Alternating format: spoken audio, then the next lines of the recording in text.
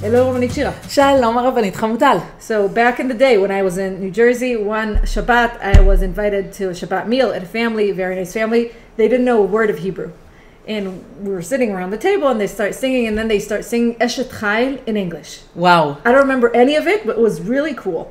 Like every the same melody? The same melody that we sing in Hebrew? Yes. They just sang the same My thing kids but are in English? We know the tune. We don't understand any of the words, but it was very accurate. Like someone sat down and translated word for word. Maybe our viewers in America would know what I'm talking about. I had no idea. It was beautiful. Wow, eze yofi. I think it was important for the husband and for the kids that everyone will understand what they're singing. Yeah, obviously for the wife as well. But I think it was the initiative of the father so that the kids will understand.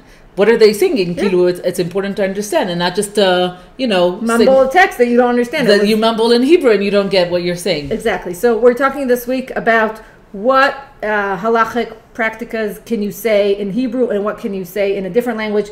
And it's important when you have different issues at court that you have to understand what you're saying. And when you're under an oath, extremely important to understand what you're saying. Because I think one of the most important thing in order to have a just trial or bichlal, the whole system needs to be just. So the basic thing is that everyone will have the ability to understand what that they are accused in, and they have the ability to defend themselves in a language that they are able to communicate, that they are able to understand. And once you're starting to translate, I don't know much about translation, but translation definitely have some sort of interpretation into it. Exactly. So you don't want to lose something in translation. And that's why I think maybe Gemara is discussing when we have two values that are contradicting, what is more important? Is it more important to have the halachic depth? An accurate statement in Hebrew. Nachon, because it's Hebrew, so it have the tokef, the validation of it halachically, or is it more important that people will understand what they're saying in the Beit Din? Exactly. So these two values are like going together, and then we're trying to decide which one is more important and what are we giving up. So we're starting the 6th chapter of Masechet Shvuot, Shvuat HaDayanim. It's a kind of an oath that you have to say in front of court when you're what's called modeh b'miktzat. Okay, so let's give an example. I'm saying to you, you gave me 200 shekels. Yes, but I'm saying, no, you only gave me 100 shekels. So I modeh b'miktzat, I confess to some of the amount, but not to the whole amount. I do admit to the fact that there was a loan, exactly. But I'm just saying the sum is not accurate, and you only gave me half of what you're accusing. So I'm willing to give you half of it, but I'm not willing to give you everything because I don't admit to the whole sum. So one of the ways to deal with such a difficult situation is to say, okay, so you're going to give an oath, you're going to take the shvuah, and say, okay, I only took 100 shekels from you, and this is it. Because people are very afraid, as we spoke many times, from taking an oath when they're not sure, and because you say the name of Hashem. So the Gemara in Daf Lamed Chet Amud Bet is saying, Shvuat HaDayanim is said in front of the judges, Af hi belshona ne'emra. Meaning you can say it in every language, because you have to swear, you have to declare that this is the truth. And Rashi explains, Bechol lashon shehu mevin bo. I don't care which language it is, as long as you understand what you're saying in your own language.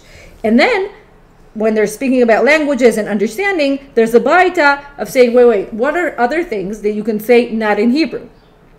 So the baraita is saying, in the Mishnah, Elu ne'emarim bechol lashon, parashat sota, vidui maaser, קריאת שמע תפילה, ברכת המזון ושבועת העדות ושבועת הפיקדון, and then they add on שבועת הדיינים. So it's a list of things that it's really important to understand, and this is why you can let go of the Hebrew and say it in any language that you can. One of the examples is sota, or even benching ברכת המזון and saying shema, which surprised me. Dachon, because we're saying Shema Israel is so crucial and so basic in our tefillah. So the Shulchan Aruch in Orach Chaim in Ilchot Kriyat Shema, he is saying Yachol likrota bechol lashon. You can read Kriyat Shema in every language that you want. You have to be careful midivrei shibush shebeoto lashon, meaning you have to be careful in losing something in the translation. Ve'yedakdek bo kmo b'lashon hakodesh. It has to be very, very accurate, exactly like what it says in Hebrew. And I think that he refers to the Rambam, who said it could be in any language.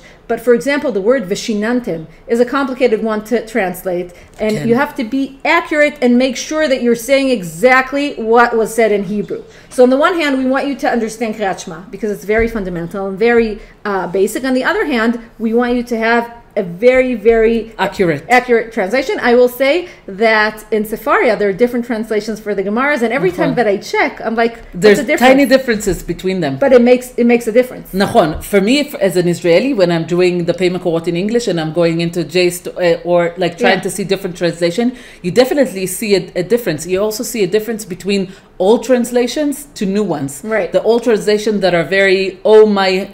You have this Shakespearean grand expression. Yeah, oh my lord, and the new ones that are more, I don't know, down to earth. I don't know, a different translation that for me I understand it better than the other words. I think the best example that I have in mind for translation would be the Harry Potter one. Yeah. Because Harry Potter, when you read the translation, obviously my kids read it in Hebrew, but then when you have it in English, like the language that it was written, or you have it in American where they translate it to American English. Yeah.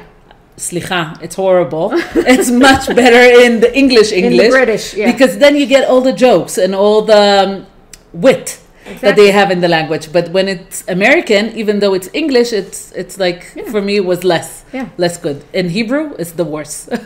For Harry Potter, for Tfilah, it's the best. Yeah. So Magen Avraham says on the Shulchan Aruch, bechol lashon, dafka kshemavin halashon. So it's not the idea that you can say in whatever language that you want. The idea is that it will be the language that you understand the best. Exactly. But it's a machloket. Yeah. It's a machloket because now in our generation, it's less common to say that you can say Kriyat Shema or Birkat HaMazon in different languages.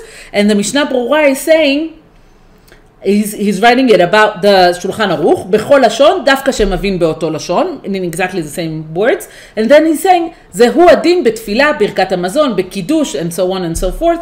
כל זה מצד הדין. אבל למצווה מן המובחר הוא דווקא בלשון הקודש. He says, maybe you're יוצא ידי חובה. Yeah, you can say it in a different language. I don't want you.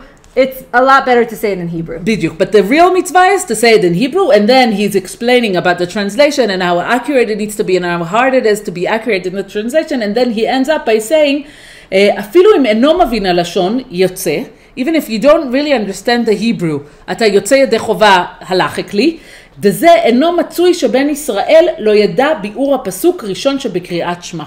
Meaning everyone in Israel, everyone from the Jewish nation will know or understand what they're saying in the first pasuk of Kriyat Shema. So we're saying there are different practicas that in halacha that you have to say in your own language because we want you to understand. We want Chas v'Shalom the Sotah in the Bet HaMikdash to understand exactly what she's accused of. And we want the person who's saying the Shvu'ah because someone accuses him of taking money to understand what he's saying.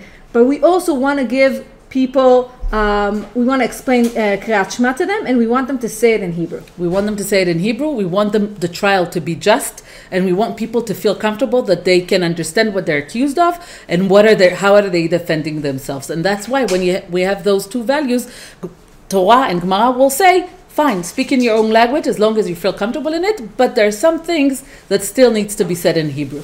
Shavua Tov. Shavua Tov.